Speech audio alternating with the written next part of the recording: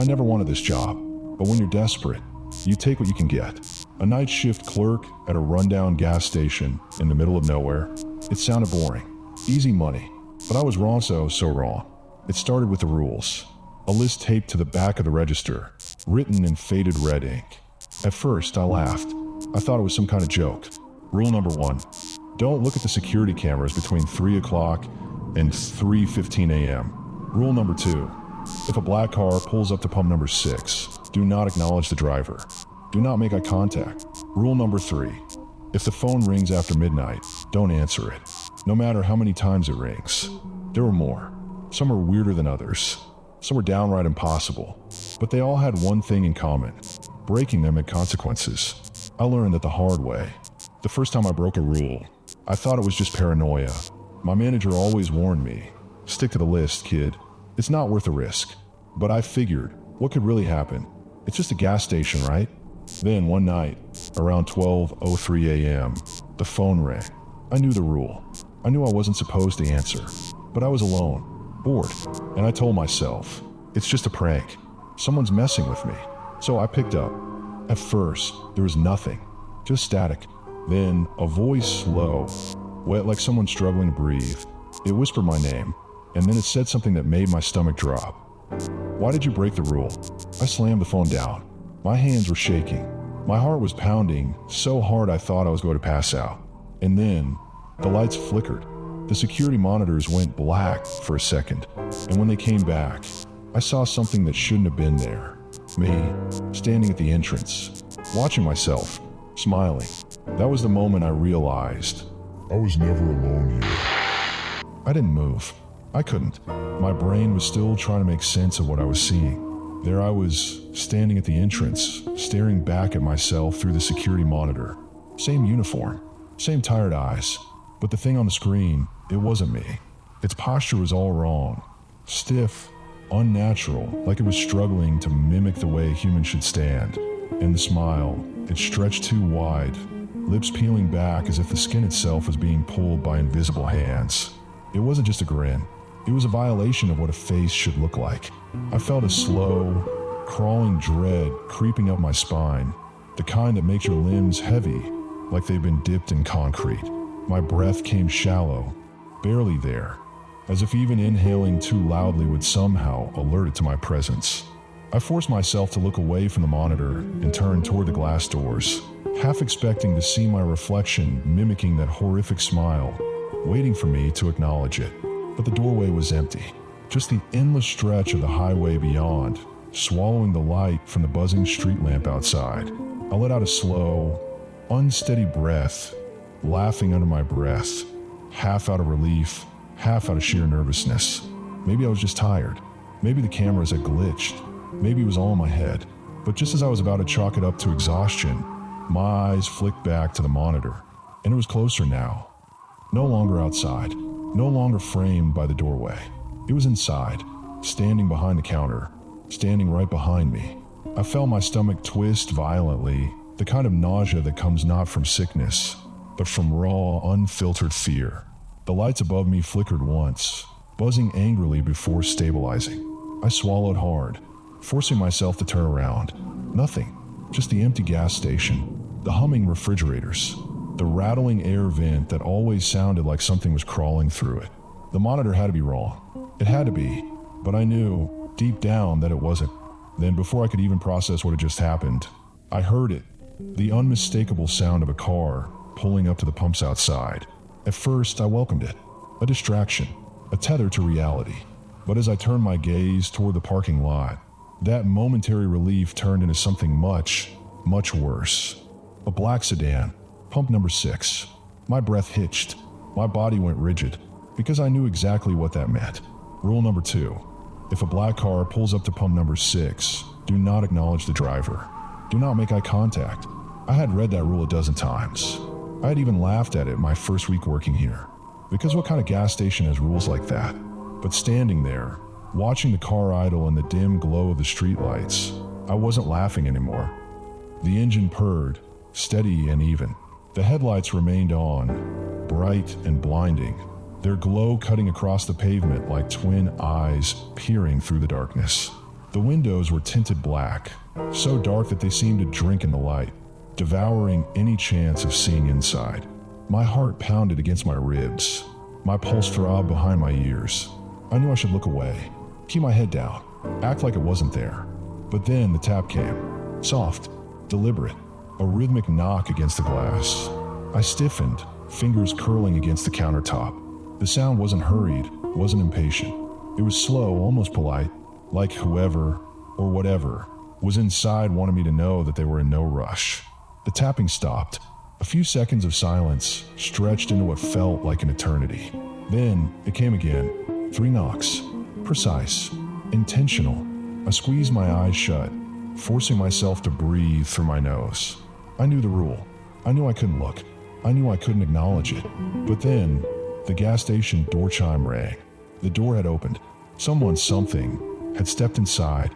I kept my gaze locked on the counter, every nerve in my body screaming at me to run, to hide, to do something. But I couldn't. I felt paralyzed, trapped in my own body, like a rabbit frozen beneath the shadow of a circling hawk. I heard footsteps, slow, measured, the faintest sound of fabric brushing against fabric, like someone dragging a long coat across the tile floor. It stopped just a few feet away from the counter. I felt it watching me. The air in the gas station had changed. It felt heavier, thicker, like I was breathing through water. My chest ached with the effort of staying still. My instinct screamed for me to look, to confirm with my own eyes what was standing there. But I couldn't, because I knew. If I looked at it, it would know that I had seen it. And that was the one thing I absolutely could not allow. The silence between us stretched, thick and suffocating, pressing against my ears like cotton stuffed deep into my skull. I kept my gaze fixed on the register, my breath shallow, controlled. I couldn't react. I couldn't acknowledge it, but I could hear it, and I knew it was watching me. There was something wrong with the air now, something off in the way it settled against my skin. It wasn't just cold, it was heavy, like the moment right before a storm, when the air grows dense, charged, waiting for something to break. Then I heard it, breathing. At first, I thought it was mine, ragged and uneven from the terror clawing at my throat. But no, this was different. It was too slow, too deliberate. Each inhale wet and rattling, like air struggling to force its way through lungs that weren't meant to breathe. I clenched my jaw so tightly I thought my teeth might crack. My hands curled into fists, nails biting into my palms, grounding me in place. I wanted to run. Wanted to turn and throw myself into the back room, barricade the door, pretend I had never heard the chime, never seen the black car pull up to pump number 6. But I knew the rule, and I knew if I broke it, running wouldn't save me. Then it moved. Not much, just a shift. The sound of fabric brushing against itself, the whisper of a soul sliding against tile. It had taken a step closer. I gritted my teeth, so hard my jaw ached. My entire body rigid with the effort of keeping still. My gaze stayed locked on the countertop, on the worn edge of the register, on the barcode scanner blinking steadily, like a heartbeat. Another step. The air felt colder now, pressing into my skin like ice water creeping through my veins. My breath came shallow, controlled. I counted the seconds in my head, forcing my mind to focus on anything but what stood in front of me. Then it spoke. Hey. The words slithered into the space between us, soft and casual, like a friend trying to get my attention. But it wasn't a friend. The voice was wrong, stretched, like someone had recorded it and slowed it down just enough to be noticeable. The vowels dragged too long, the consonants clicking like wet teeth behind too thin lips. I bit down on my tongue so hard I tasted copper. It took another step. Can you help me? My stomach lurched violently. The words sounded normal. Kind even, but I knew better. I knew exactly what this was. A trap, a test. If I answered, if I so much as flinched, I would be breaking the rule. And I already knew what happened when you broke the rules. The thing in front of me was waiting, studying me. I could feel it, like a weight against my skull, pressing down, searching for the slightest reaction. The seconds crawled by, each one heavier than the last. My pulse pounded against my ribs, desperate, frantic. My body screamed at me to run, to do something, but I stayed still, because I knew if I acknowledged it, it would acknowledge me back. I focused on my breathing, on keeping my hands from shaking, on the slow count of seconds ticking away inside my head. Then, after what felt like an eternity, it moved. A shift in weight, the whisper of a coat dragging across the floor. And then it was gone. I didn't hear footsteps, didn't hear the door chime, but I knew, somehow, I was alone again. I stayed still for a long time, listening, waiting for something, anything to tell me it was really over.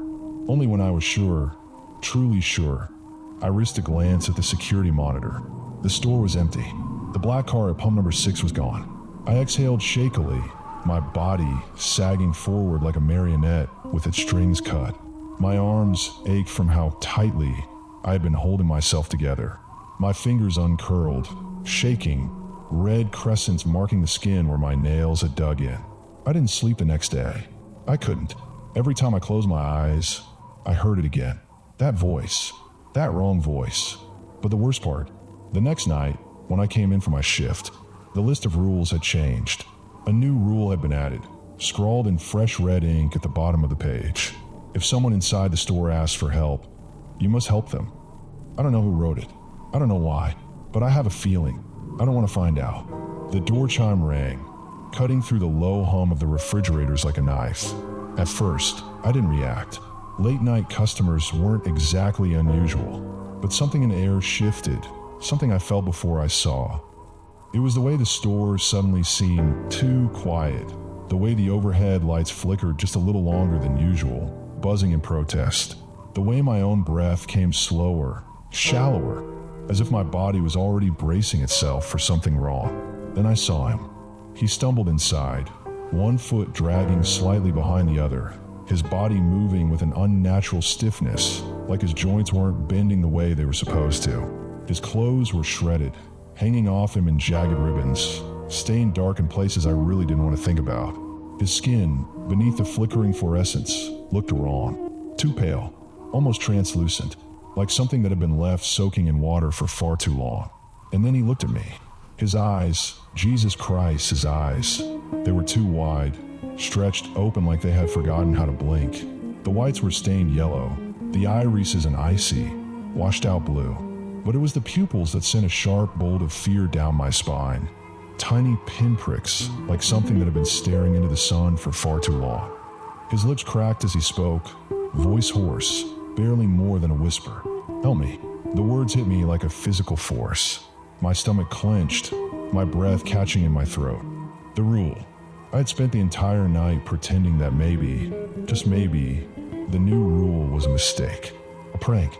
That it had somehow written itself onto the list, like ink bleeding through from another page. But no, it was real. It was real, and now I had a choice to make. Help him, or break the rule. He staggered forward, one hand grasping at the counter like it was the only thing keeping him upright. Up close, I could see the deep, jagged scratches lining his arms, his throat, long, uneven gashes, as if something had clawed its way inside him, carving its presence beneath his skin. His chest rose and fell in rapid, uneven bursts, his breath making a wet, rattling sound, like his lungs were filling with liquid, like every inhale was a struggle. They're coming, he rasped. His fingers twitched against the counter. I thought I lost them, but they always find me. And then, bang, the glass doors rattled violently, the entire frame shuddering from the force of the impact. My breath stopped. My body went rigid. The man flinched, his pupils shrinking to pinpricks. Slowly, as if he already knew what he would see, he turned his head toward the entrance. I followed his gaze. They were out there, waiting, tall, motionless, their silhouettes barely distinguishable from the darkness itself. A dozen, no more, figures standing just beyond the glow of the gas station lights, their shapes distorted by the thick haze of mist rolling in from the highway. I couldn't see their faces, couldn't see anything beyond the way they stood, silent, patient, watching. Another bang, harder this time. The glass bowed inward, groaning under the pressure. The man whimpered, his fingers clawing at the counter, his breathing ragged. Please, he whispered, you have to help me. They can't get in, not while I'm still here. My pulse thundered in my ears. Every instinct screamed at me to run, to grab my keys, bolt for the door, and never look back. But I couldn't, because I knew how this worked. I knew. The rules weren't suggestions. They weren't warnings. They were orders. And I had already learned the hard way what happened when you disobeyed. I clenched my fists, swallowing the lump in my throat. My voice felt small when I finally spoke. What are they?" The man's breath hitched, his fingers flexing against the counter. "Not people," he murmured. "Not anymore." Bang. This time, the glass spidered, a thick, jagged web of cracks splitting across the surface. I took a step back, heart hammering against my ribs. "What do they want?" He turned to me then, and for the first time, I saw something worse than fear in his eyes. Resignation. I had never felt real dread before. Not like this. The kind that crawled beneath your skin, that dug its claws into your spine and held. The kind that whispered, "You are about to die." Another bang. The crack in the glass spread wider, splintering toward the edges like veins. The door wouldn't hold much longer. I could feel it in the air. An electric charge, something ancient, hungry pressing in, waiting for the moment it could finally breach the threshold. I didn't know what those things were. I didn't know why they wanted him. But I knew one thing for sure. If I let them in, they wouldn't stop at just him. And according to the rules, I had to stop them. The scream hadn't just been a sound. It had been a force, something alive, something that dug into me like 1,000 rusted hooks, something that burrowed deep into my skull and rattled inside my bones. My ears still rang with a memory of it, a phantom vibration that made my teeth ache, that made my head throb like my brain was swelling against my skull. I was gasping, hands gripping my knees, lungs burning like I'd been drowning without realizing it. The world around me felt unsteady, like the floor was subtly tilting back and forth beneath me, like reality itself had been knocked slightly off balance. And then nothing. The pressure in the air was gone. The oppressive weight that had been watching me, the invisible hands that had been pushing against my skin, that had been waiting for me to make a mistake, all of it had vanished. I swallowed hard and forced myself to look. The figures were gone. No silhouettes standing beyond the lights. No twisted shadows stretching unnaturally across the pavement. No waiting, watching things pressing their unseen hands against the glass, whispering in a language that didn't belong here. But the door, I stared at it, my stomach twisting violently, bile rising in the back of my throat. The glass was intact. No cracks, no impact points, no warping like something impossibly heavy had been pressing against it. It was as if nothing had ever touched it at all, like none of it had happened, like it had all been in my head. I felt a cold rush of nausea, my vision swimming at the edges. I turned to the man, the thing, the whatever that was standing next to me, the one I had apparently saved, the one I had helped. His posture had changed. His shoulders had slumped forward, exhaustion radiating off him in waves. He looked smaller somehow, less wrong, but no less disturbing. His chest still rose and fell in short, sharp gasps, but the desperation had faded. Now he just looked tired. His eyes met mine, and I saw something strange there, something like relief, but not quite, more like resignation. "It worked," he said, his voice barely more than a breath. I swallowed hard, forcing down the nausea, forcing my brain to start making sense of things again. What were they? He didn't answer right away. He just closed his eyes for a long moment, exhaling slowly. When he opened them again, the fear was gone, replaced by something heavier, something permanent. "They'll be back," he murmured. My stomach clenched, my body tensed. "What do you mean?" I locked the doors. They left. He gave me a look then, a look that said you don't understand anything at all. Not forever. The words sat heavy in the air between us, soaking into my skin like oil, leaving me feeling raw and wrong. I wanted to argue, wanted to tell him he was wrong, that it was over, that we had one. But the truth sat thick and heavy in my chest, pressing against my ribs, making it hard to breathe. Because I knew, somehow I knew, they weren't gone. Not really. They were just waiting. I ran my tongue over my teeth, trying to will some moisture back into my mouth. My voice felt weak when I finally spoke. "So what do we do now?" He was quiet for a long time.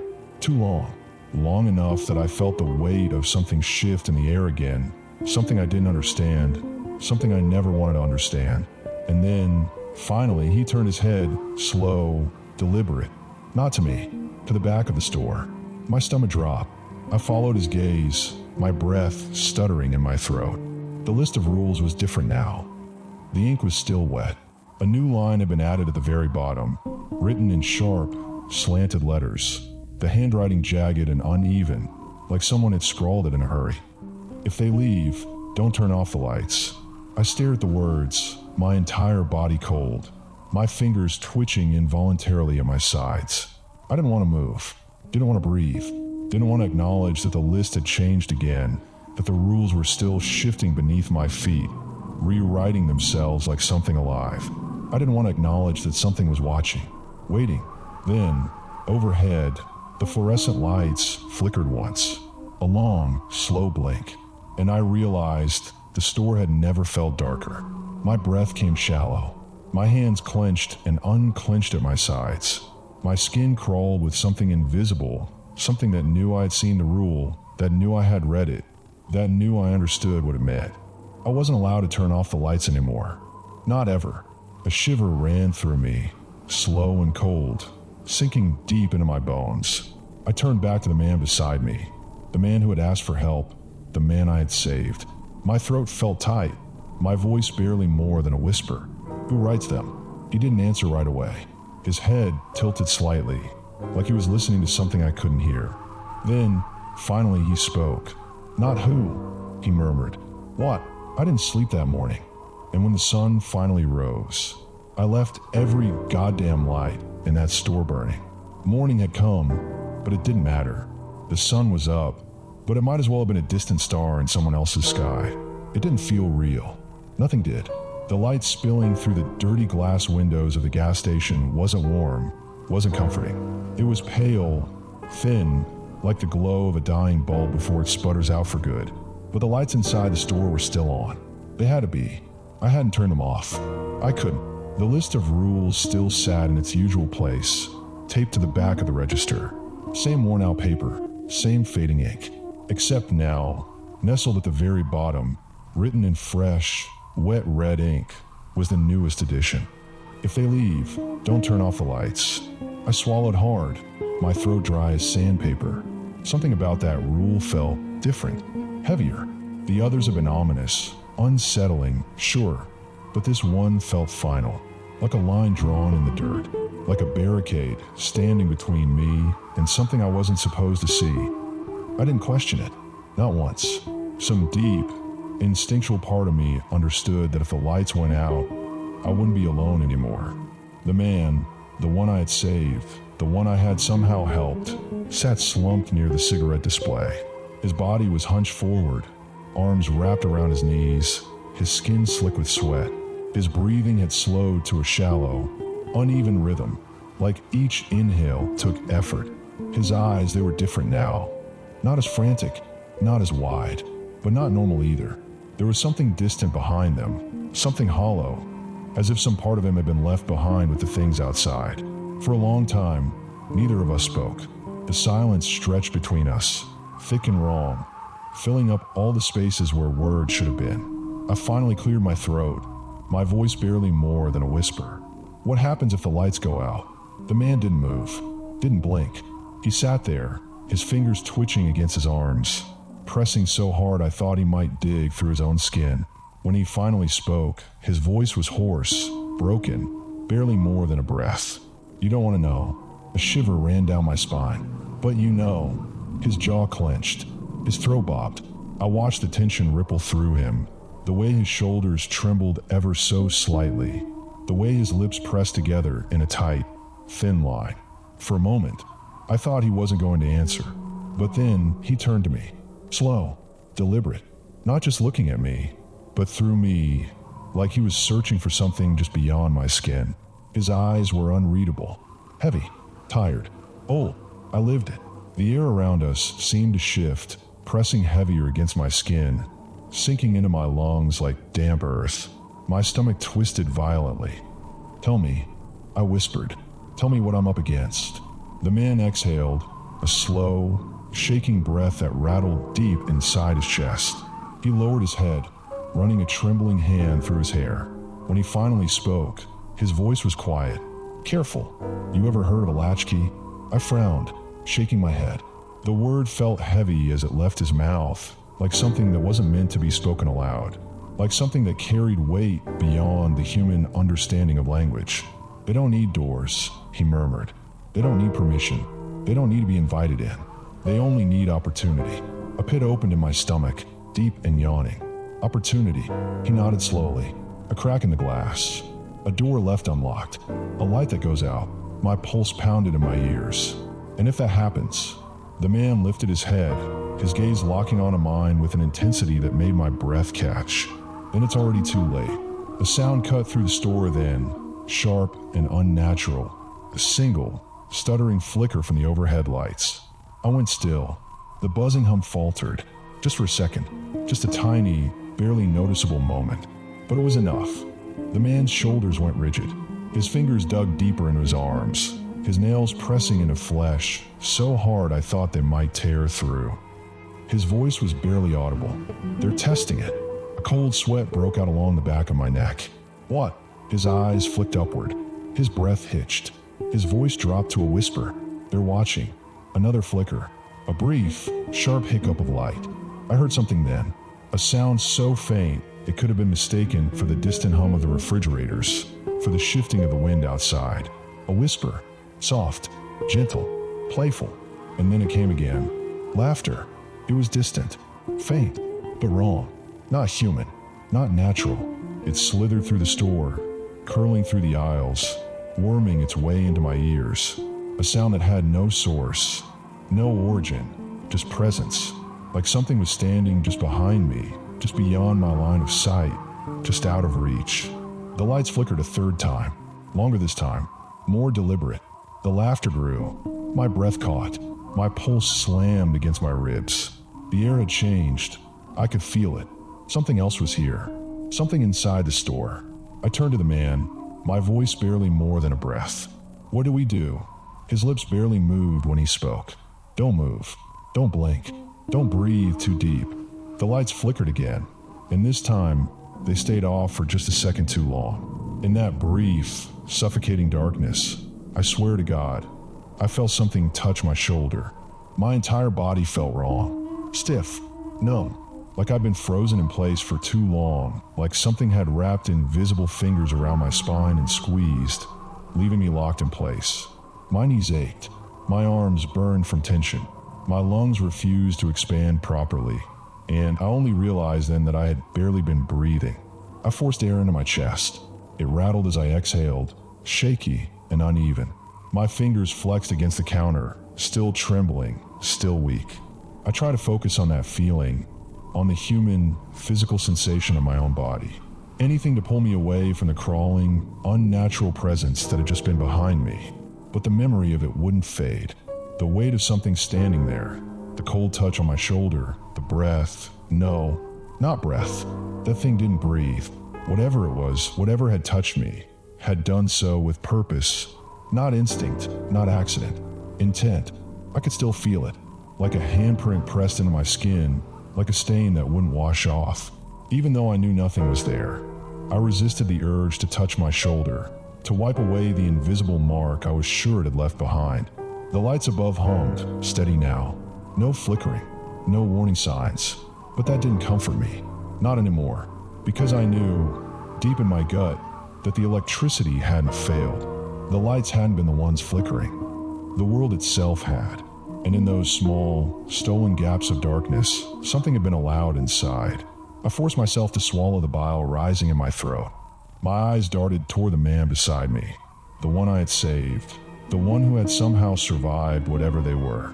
He was still there, sitting near the cigarette display, his arms still wrapped around his knees, his posture still slumped. But something about him had changed. His breathing had steadied, but it wasn't calm. It was careful, like someone trying not to draw attention to themselves, trying not to make a sound in a room where they were not alone. His fingers twitched slightly, curling and uncurling against the fabric of his torn jacket. His skin was pale, paler than before, like all the color had been drained from his body. like whatever had happened in those brief moments of darkness had taken something from him. I wanted to say something, ask if he was okay, but what the hell was I supposed to say? Are you good? Did that thing touch you too? Instead, I settled for the only thing that mattered. It's gone, I whispered. He didn't look at me. Not right away.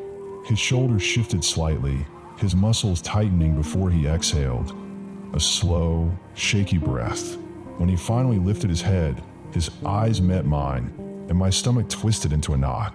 His pupils were dilated, the irises almost swallowed by the deep black pools inside them.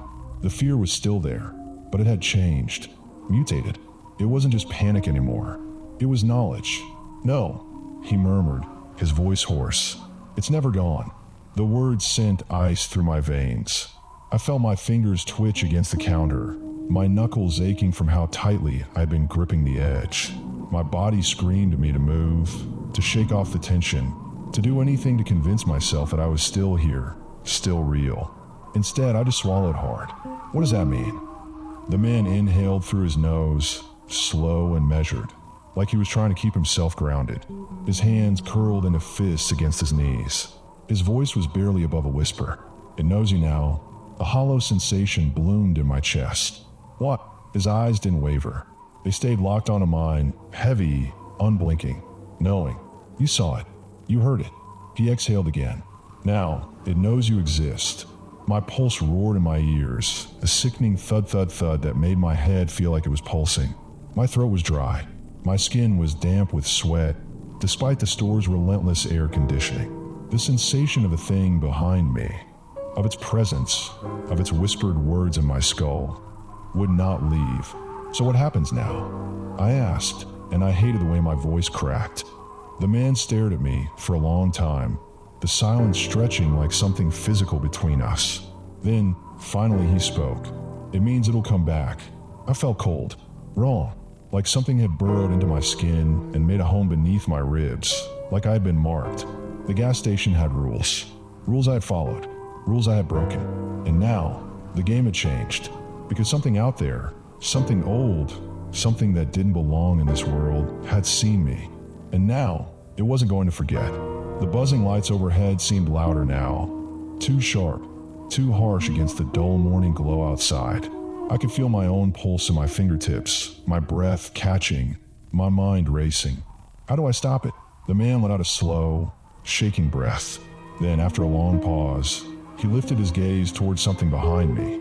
I didn't want to turn around, but I had to. I followed his gaze to the list of rules. Another rule had appeared. The ink was still wet. If it speaks your name, run. The store felt too quiet. The kind of silence that wasn't natural, wasn't right. A silence that wasn't alone. Then, I heard it. Not behind me, not in my ears, inside my head. It was soft, gentle, playful, and it said my name again. Hearing it say my name was worse than the touch, worse than the breath, worse than anything else that had happened that night. Because it wasn't just a sound, it was an intrusion. It slid into my mind like a whisper through an open window, bypassing my ears entirely. The syllables stretched too long, each letter twisting, warping, becoming something else. My name, something so familiar, so mine, was suddenly unrecognizable, tainted by a voice that did not belong to this world. I don't know how long I stood there, frozen in place, my breath caught somewhere between my lungs and my throat. Seconds, minutes, it didn't matter. Time felt broken. The rule was clear. If it speaks your name, run. I didn't think. I didn't hesitate. My body acted before my brain could process what I was doing. My legs moved. I bolted from behind the counter, my feet slamming against the tile floor, my vision tunneling as I sprinted toward the employee-only door at the back of the store. My hands fumbled against my keys, my fingers slipping, shaking. The world felt wrong around me, like I wasn't moving fast enough, like something was watching me in a way that went beyond sight. The man didn't follow. I don't know if he could. I threw open the door and rushed into the back room. The storage room was small, cramped, lined with metal shelves stacked with boxes of cigarettes, expired snacks, and gallons of windshield washer fluid. There was no exit, no windows, just me, the walls, and the faint, sickly buzzing of the overhead light. I slammed the door shut behind me, twisting the lock with numb fingers. My chest heaved, my pulse a frantic, erratic drumbeat beneath my ribs. Then silence, thick, suffocating. It stretched on, pressing against me, pushing into my skull like a physical weight. I squeezed my eyes shut, my back pressed hard against the door, my mind racing, screaming. What now? What the hell do I do now? And then, the light in the storage room flickered. My breath hitched. It wasn't gone yet. It was still here. It was waiting. The air in the storage room changed, shifting, thickening. I felt it before I heard it. The weight of something pressing against the other side of the door. Not knocking, not pushing, just leaning, like it had all the time in the world. Like it knew I had nowhere to go. A whisper slithered through the door, gentle, almost amused. Why are you hiding? My throat closed. My heart stopped. The lock on the door clicked. Not turning, just unlatching. I threw my body against the door, my shoulders slamming into the wood, holding it closed with every ounce of strength I had left. My breath came in short, sharp gasps, my vision swimming. Go away, I whispered. It was pathetic, weak. I don't even know if I said it out loud. The thing on the other side laughed. Not a human laugh.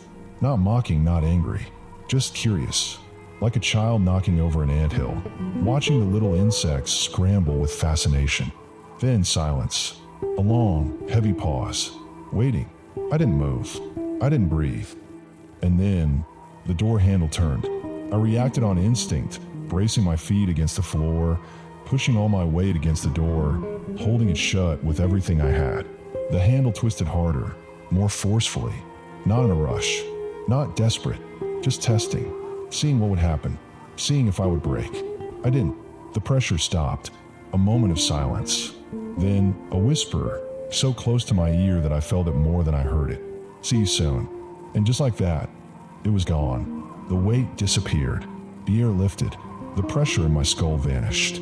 I stayed there, my back still pressed against the door, my body trembling, my breath shallow. I don't know how long I sat there. Minutes. Hours. I didn't move. I didn't dare. Not until the first light of morning began creeping through the crack beneath the door, painting the floor in soft, safe gold. Only then did I finally open my eyes. The store was empty. The man was gone. The only thing left behind was the list of rules, still taped to the register. And at the very bottom, written in wet, fresh ink, was a new edition. It knows you now. I haven't been back since. I don't know who's working the night shift now. I don't know if they've seen it yet. But I do know one thing. Whatever it was, whatever I let in, it's still there, waiting.